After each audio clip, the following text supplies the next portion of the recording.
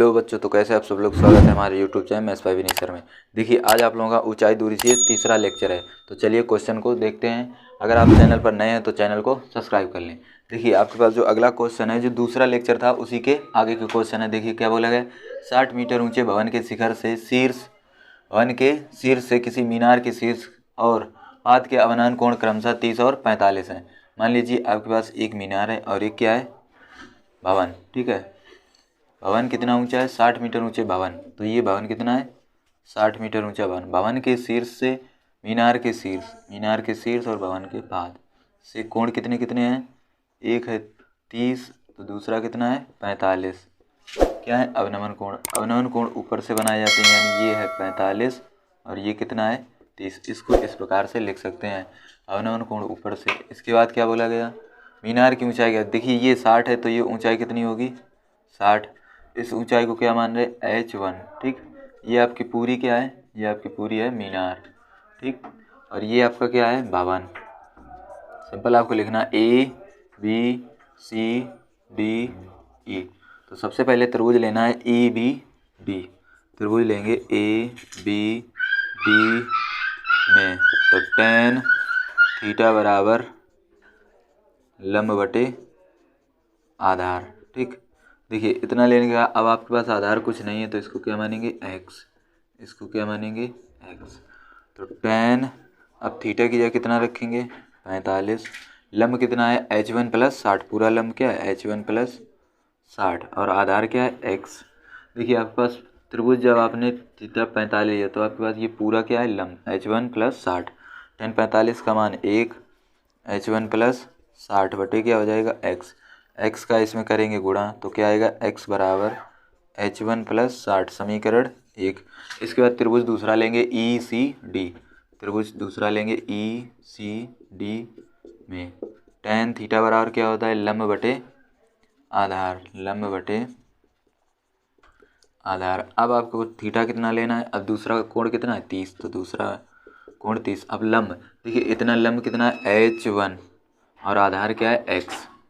तो tan 30 का मान कितना होता है 1/√3 h1 बटे x। इसको सिंपल करेंगे, इसका इधर गुणा यानी x और इधर गुणा यानी h1/√3। ये हुआ समीकरण 2। अब यहाँ से x का मान कहाँ रखेंगे, समीकरण 1 में। तो यहाँ लिखेंगे x का मान समीकरण 1 में रखने पर, तो देखिए समीकरण 1 क्या है आपके पास, x बराबर h1 प्लस 60। तो x का मान कितना है h1/√3, यहाँ रखेंगे h1/√3 बराबर h1 प्लस 60। h1 को इधर लाएंगे तो इधर क्या है h1/√3, ये प्लस h1 इधर माइनस h1 बराबर 60। यहाँ से h1 कॉमन करेंगे, √3 माइनस 1 बराबर 60, यानी h1 बराबर 60 और ये आपकी संख्या कहाँ हो जाएगी बटे में √3 माइनस 1। यहाँ से हम करेंगे परिमेयकरण, यहाँ से क्या करेंगे परिमेयकरण, हर से परिमेयकरण। ठीक, आप लोग लिख सकते हैं यहाँ से हर से परिमेयकरण। तो h1 बराबर क्या हो जाएगा 60 बटे √3 माइनस 1, यहाँ √3 यहाँ माइनस है तो यहाँ लगेगा प्लस √3 प्लस 1, यानी h1 बराबर 60। क्वेश्चन में क्या लिखेंगे √3 प्लस 1। अब यहाँ पर देखिए, यहाँ पर a minus B A plus B, सूत्र क्या होता है a माइनस बी और एक a प्लस बी। इसका सूत्र होता है a² माइनस b²। जब भी आपको ये लिखा मिल जाए तो आप ये लिख सकते हैं। तो a हमारे पास कितना है √3, तो √3 का स्क्वायर माइनस b कितना है 1, तो 1 का स्क्वायर। यहाँ से देखिए तो h1 बराबर ऊपर हो जाएगा 60 √3 प्लस 1। यहाँ देखिए स्क्वायर से रूट कैंसिल तो यहाँ बचेगा 3 माइनस 1 का वर्ग 1। तो यहाँ लिख सकते हैं h1 बराबर 60 √3 प्लस 1 और 3 से घटाएं 2, 2 से काट देंगे 30। तो सिंपल यहाँ से अब देखिए यहाँ लिखेंगे h1 बराबर क्या बचा आपके पास 30, क्वेश्चन में क्या है √3 प्लस 1, ये आपका हुआ h1। ये आपका किसका मान आया h1 का मान। लेकिन आपको क्या निकालना मीनार। इतना लिखने के बाद अब आप यहाँ सिंपल लिखेंगे, क्या पूछेंगे मीनार की ऊंचाई। तो यहाँ लिखेंगे मीनार की ऊंचाई। अब बताइए देखिए मीनार की ऊंचाई, मीनार आपके पास पूरी है यानी h1 प्लस 60। तो मीनार आपके पास क्या है h1 प्लस 60। तो h1 का मान क्या है 30 √3 प्लस 1, ये h1 हो गया। अब प्लस कितना है 60, इसके बाद गुणा करेंगे 60 सॉरी यहाँ पर कितने का गुणा होगा, 30 का, यहाँ 30 का गुणा, तो 30 √3 प्लस 30 एकम 30 प्लस 60, यहाँ पर 30 √3 प्लस 60, 30 कितना हो जाएगा 90, यहाँ से 30 कॉमन करेंगे तो √3 प्लस 3 मीटर। ये आपका क्या है, मीनार की ऊंचाई। अगर आपको इसके और आगे लगाना है तो आप सिंपल √3 का मान कितना देंगे, 1.732, ये आप मान रखकर और सॉल्व कर सकते हैं। ये आपके बोर्ड एग्जाम के लिए मोस्ट इंपॉर्टेंट क्वेश्चन है। चलिए अगला क्वेश्चन समझते हैं। अगर आप लोगों को अच्छे से समझना, आराम से वीडियो को देखना। चलिए दूसरा क्वेश्चन देखते हैं। तो आपके पास दूसरा क्वेश्चन क्या है, एक बहुमंजिल भवन के शिखर से देखने पर एक 8 मीटर ऊंचे भवन के शिखर और तल, देखिए इन बातों को याद रखना है। यहाँ पर देखिए आपके बहुमंजिल भवन, तो भवन ऊंचा होगा और ये जो भवन है ये छोटा होगा, कि शिखर और तल के अवनमन कोण 30 और 45 बहुमंजिल भवन की ऊंचाई और दोनों भवनों के बीच की दूरी, ये एक आपका क्वेश्चन है। देखिए हम आपको क्वेश्चन बताते हैं, उसमें एक कंसेप्ट बताते हैं। क्वेश्चन जरूर ही एक वीडियो में 2 बताते हैं, लेकिन इससे आप लोग ऐसे क्वेश्चन काफ़ी कर सकते हैं। तो मान लीजिए ये आपका है बहुमंजिल भवन की शिखर से देखने पर एक 8 मीटर ऊंचा एक भवन है। कितना ऊंचा है, ये आपका भवन है 8 मीटर ऊंचा एक भवन की शिखर और तल। देखिए शिखर और तल से जो कोण दिए गए हैं वो कितने कितने हैं, 30 और 45। ये लाइन यहाँ से खींच सकते हैं, इसको मानते हैं x, तो ये दूरी कितनी हो जाएगी x। अगर ये ऊंचाई 8 है तो ये कितनी होगी 8, ठीक। इसको हम मानते हैं एक्स्ट्रा है, इसे मानते हैं h1। ये आपका क्या है, बहुमंजिल भवन। इधर आप लिख लेना क्या है, बहुमंजिल,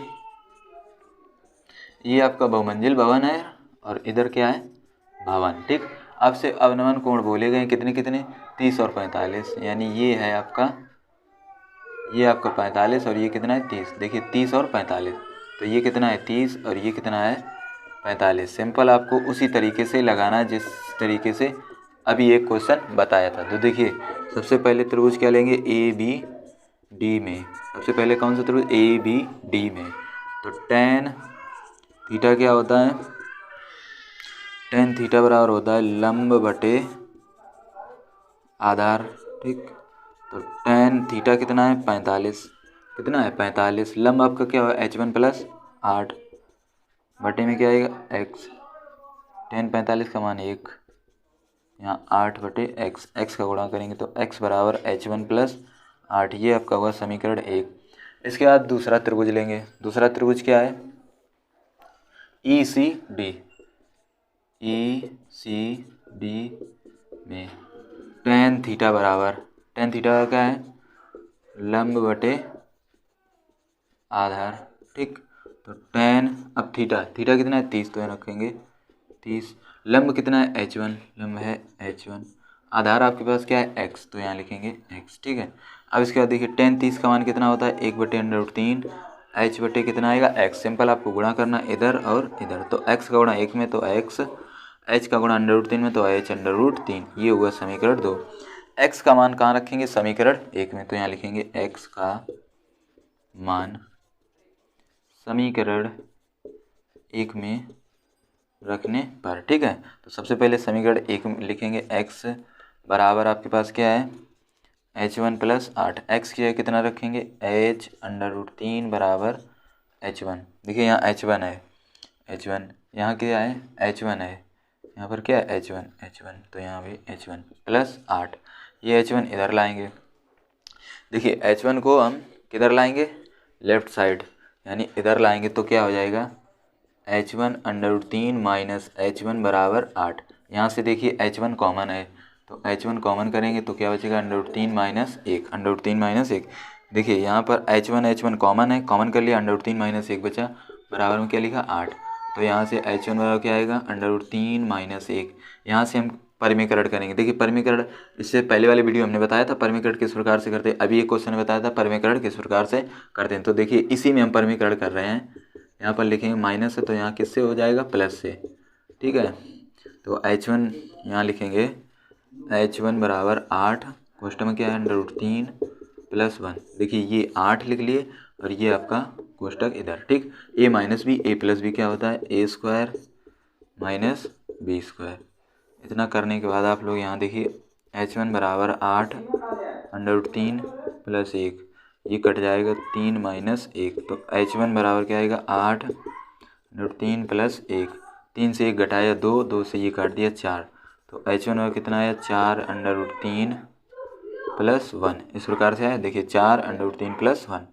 यहाँ पर देखिए इधर आपको बताते हैं, यहाँ देखिए h1 बराबर कितना लिखेंगे 4 गुणा करेंगे तो 4√3 प्लस 4, इस प्रकार से। ठीक, अब आपसे क्या बोला गया, बहुमंजिल भवन की ऊंचाई, यानी बहुमंजिल भवन है क्या, तो आपको लिखना है बहुमंजिल भवन क्या है आपके पास h1 प्लस 8, तो यहाँ लिखेंगे h1 प्लस 8। अब देखिए बहुमंजिल भवन h1 का मान कितना है ये, तो h1 का मान यहाँ रखेंगे 4√3 प्लस 4, प्लस कितना है 8, तो 8 लिखेंगे, ये जोड़ देंगे तो 4√3 प्लस 8 4 12।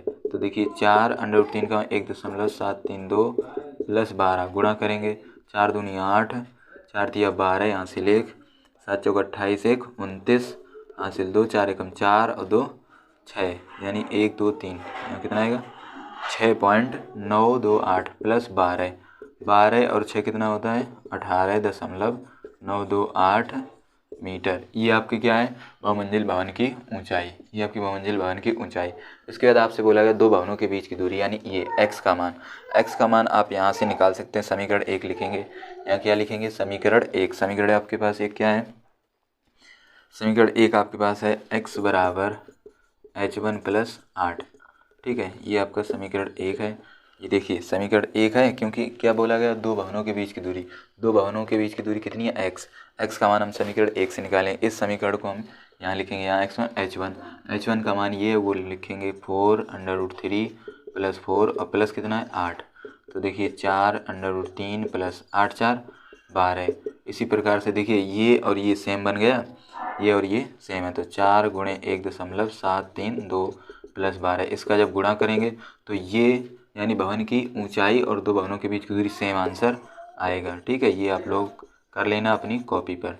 देखिए तो ये आपके दो आंसर, ये क्या है बहुमंजिल भवन की ऊंचाई, ये क्या है दो भवनों के बीच की दूरी। देखिए और इसी टाइप के क्वेश्चन बताएंगे, उसके बाद जो आगे के क्वेश्चन बनते हैं वो क्वेश्चन आपको बताएंगे। तब तक आप लोग ऐसे क्वेश्चनों को प्रैक्टिस करें, अपने अनसॉल्व पेपर से लगाएं और बहुत ज़्यादा से ज़्यादा करें। तो चलिए मिलते हैं अगले लेक्चर पर, तब तक आप इन्हीं क्वेश्चनों को प्रैक्टिस करें।